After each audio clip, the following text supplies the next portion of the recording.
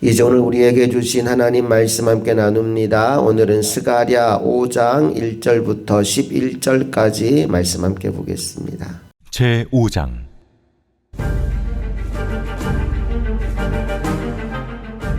내가 다시 눈을 들어본즉 날아가는 두루마리가 있더라. 그가 내게 묻되 네가 무엇을 보느냐?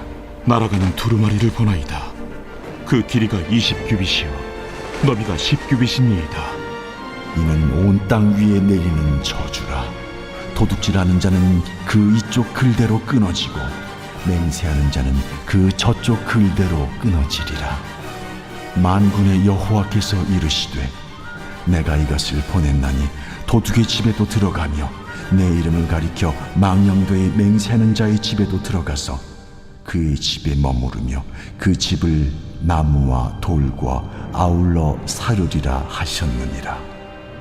내게 말하던 천사가 나와서 내게 이르되 너는 눈을 들어 나오는 이것이 무엇인가 보라.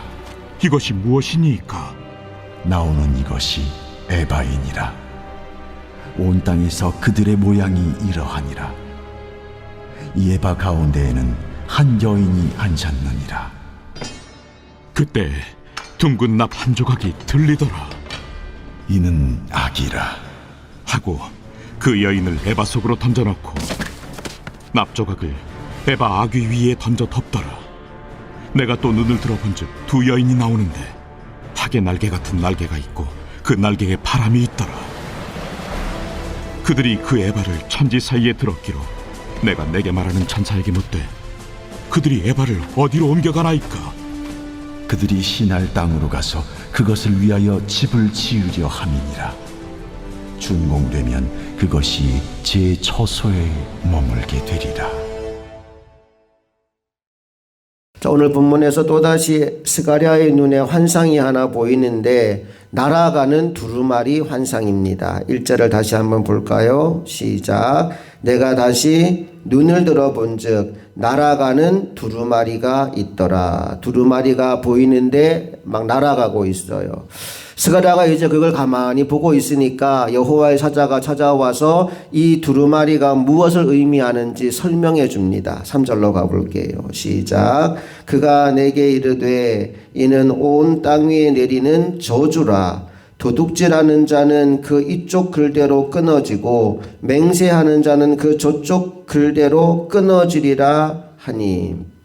그 두루마리가 뭐라고 말합니까? 온 땅 위에 내리는 저주다라고 말합니다. 자, 그런데 저주가 임하는 이유가 뭐냐? 어떤 잘못을 했느냐? 말씀을 보니까 도둑질하는 자와 맹세하는 자들 때문이다라고 말씀하고 있어요. 한번 생각해 보십시오. 하고 많은 죄 가운데 왜 콕 집어서 도둑질과 거짓 맹세일까요? 여러분, 그 이유는요, 이 두 죄가 십계명의 두 축을 대표하는 죄이기 때문입니다. 십계명이 1절부터 4절까지는 대신계명이라고 해서 하나님과의 관계된 계명이고요. 5계명부터 10계명까지는 대인계명이라고 해서 사람과 관계된 계명입니다. 자, 그런데 그 중에서 도둑질하는 건 제8계명, 사람과의 관계 속에 있는 계명이고요. 거짓 맹세하지 말라라는 것은 3계명, 하나님과의 관계에 있는 그런 계명입니다. 그러니까 이 두 가지를 대표해서 하나님이 뭘 얘기하는 거냐? 하나님의 법, 십계명을 범한 자들에게 이런 벌이 임하게 될 것이다 라고 하는 말씀을 주고 있는 거예요. 오늘 이스라엘 백성들에게 이 두 가지가 다 무너지고 말았습니다. 하나님도 속이고 사람도 속이는 상태가 되어버린 거지요. 자, 그 결과가 4절에 나옵니다. 4절 말씀 다 같이 읽어봅니다. 시작. 만군의 여호와께서 이르시되 내가 이것을 보냈나니 도둑의 집에도 들어가며 내 이름을 가리켜 망령되이 맹세하는 자의 집에도 들어가서 그의 집에 머무르며 그 집을 나무와 돌과 아울러 사르리라 하셨느니라 하니라. 여러분, 그림을 한번 떠올려 보세요. 하나님의 두루마리가 날아다니다가 도둑질한 사람의 집에 들어간대요. 또 거짓 맹세하는 자의 집에 들어간대요. 그 집에서 머무른대요. 그리고 나중에는 그 집을 불살라 버린대요. 여러분, 이게 뭘 의미하는 거냐? 첫 번째로요, 죄는 숨기거나 감출 수 없다는 거예요. 도둑질을 드러내놓고 하는 사람 없지 않겠습니까? 몰래 들어가서 남의 것을 훔쳐오는 겁니다. 아무도 모르겠지 했는데 두루마리가 날아가서 그 집에 들어가는 거예요. 거짓 맹세하면서 하나님 이름 걸고 내가 맹세한다 라고 말하지만 그 중심에 거짓이 있는 걸 하나님이 아시는 거예요. 사람들은 모를 수 있지만 그래 맹세했으니까 지키겠지 생각할 수 있지만 하나님은 그 맹세가 거짓인 걸 아는 거예요. 두루마리가 그 집에도 들어가서 거기 머무른다는 겁니다. 여러분, 죄는 숨길 수가 없는 겁니다. 또 하나 이 말씀이 우리에게 주는 건 뭐냐 하면 그 죄에 대해서 반드시 심판이 있다는 거예요. 두루마리가 머무르고 그 집을 불사른다라고 말하는 건 하나님은 죄에 대해서 반드시 심판하신 하나님이다라는 사실을 우리에게 보여주고 있는 겁니다. 오늘 이 두 가지를 우리가 기억하기 원합니다. 죄는 숨길 수 없습니다. 죄에 대해서는 하나님의 심판이 있습니다. 이 두 가지를 안다면 우리가 해야 될 일이 뭘까요? 첫째는 죄를 피하는 거죠. 죄 짓지 않고 살아가는 겁니다. 그리고 지은 죄가 있다면 숨기거나 감추지 말고 하나님 앞에 고백하라는 거예요. 하나님 앞에 자백하여 죄사함을 얻고 자유를 얻는 저와 여러분 모두가 될 수 있기를 간절히 바랍니다. 이제 5절, 6절 말씀으로 넘어가 볼게요.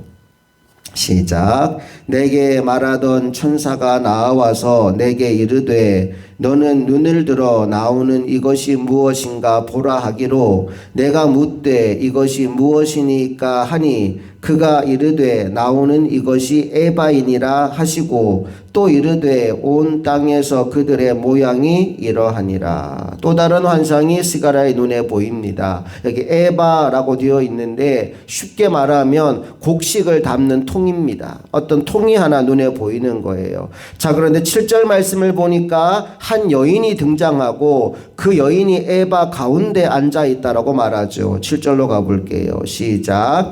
이 에바 가운데에는 한 여인이 앉았느니라 하니 그때 둥근 납 한 조각이 들리더라.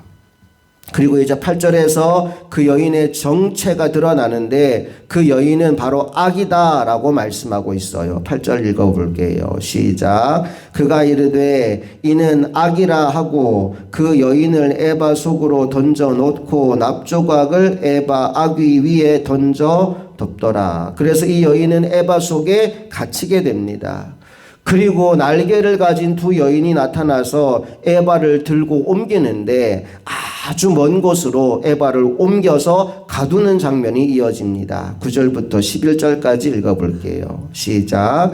내가 또 눈을 들어본 즉 두 여인이 나오는데 학의 날개 같은 날개가 있고 그 날개에 바람이 있더라. 그들이 그 에바를 천지 사이에 들었기로 내가 내게 말하는 천사에게 묻되 그들이 에바를 어디로 옮겨가니까 하니 그가 내게 이르되 그들이 시날 땅으로 가서 그것을 위하여 집을 지으려 함이니라. 준공되면 그것이 제 처소에 머물게 되리라 하더라.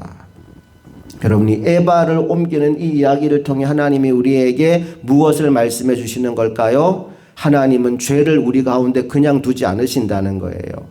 하나님이 임재하는 곳, 하나님의 역사하는 곳에 죄를 함께 머무르게 하지 않아요. 그래서 그 죄를, 그 악을 봉한 이후에 멀리 보내버리는 거예요. 다시는 돌아오지 못하도록, 다시는 찾아오지 못하도록 가두어 놓는다라고 말씀합니다.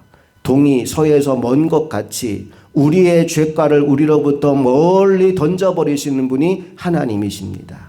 보세요. 오늘 죄에 대해서 하나님 우리에게 세 가지 메시지를 주는 겁니다. 첫째, 죄는 숨길 수 없습니다. 감출 수 없습니다. 두루마리가 죄 지은 집에 들어가서 머무르는 것처럼 하나님은 반드시 죄를 찾아내시는 분이십니다. 둘째, 죄에 대해서는 하나님의 심판이 있습니다. 하나님이 죄 지은 그 사람을 그냥 덮어두고 용서하지 않습니다. 반드시 죄에 대해서는 심판이 있습니다. 그런데 그 심판은 죽고 망하게 하기 위한 심판이 아니라 살리기 위한 심판입니다. 그래서 회개한 그 사람에게서는 죄가 그곳에 머물도록 하는 것이 아니라 죄를 저 멀리 보내버리십니다. 다시는 그 죄와 그 악에 사로잡히지 않도록 하나님이 죄를 우리로부터 멀게 만들어 주십니다. 오늘 우리를 그렇게 새롭게 만들어주시는 하나님의 은혜를 경험하는 이 새벽 될 수 있기를 주님의 이름으로 축복합니다. 가끔 우리는 그런 생각을 해요. 이 정도 죄는 괜찮겠지. 남들도 다 하는데 뭐 나만 그런 것도 아니잖아. 그런데 하나님은 이렇게 말씀하십니다. 내가 그 죄를 그냥 두지 않겠다. 왜냐하면 하나님은 우리를 망하게 하는 분이 아니라 살리시기를 원하시는 분이기 때문입니다. 예를 들어 의사가 나의 몸을 진단하다가 내 몸에 암이 있는 걸 발견했어요. 여러분, 당신 몸에 암이 있습니다 하고 그냥 돌려보내는 의사 없지 않겠습니까? 암이 있으니까 치료받으세요. 암이 있으니까 수술 받으세요. 그 사람을 그냥 돌려보내지 않고 반드시 그 병을 치료하게 만듭니다. 수술이 얼마나 힘들고 고통스러운 일입니까? 그런데 의사가 그 사람을 수술하는 이유는 그를 살리기 위해서입니다. 하나님도 마찬가지예요. 우리 안의 죄를 그냥 두지 않으십니다. 반드시 제거하십니다. 그렇게 하시는 이유는 우리를 살리기 위해서입니다.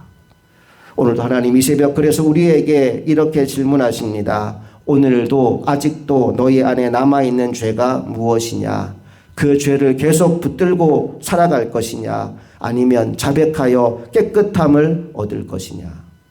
요한일서 1장 9절 말씀에 만일 우리가 우리 죄를 자백하면 저는 미쁘시고 의로우사 너희들의 죄를 사하여 주시며 모든 불의에서 깨끗하게 하실 것이다 라고 약속하여 주셨습니다. 오늘 그 말씀을 믿고 우리 안에 감추어둔 죄를 자백함으로 말미암아 정결함을 얻는 이 새벽 될 수 있기를 주님의 이름으로 축복합니다. 함께 기도하시겠습니다.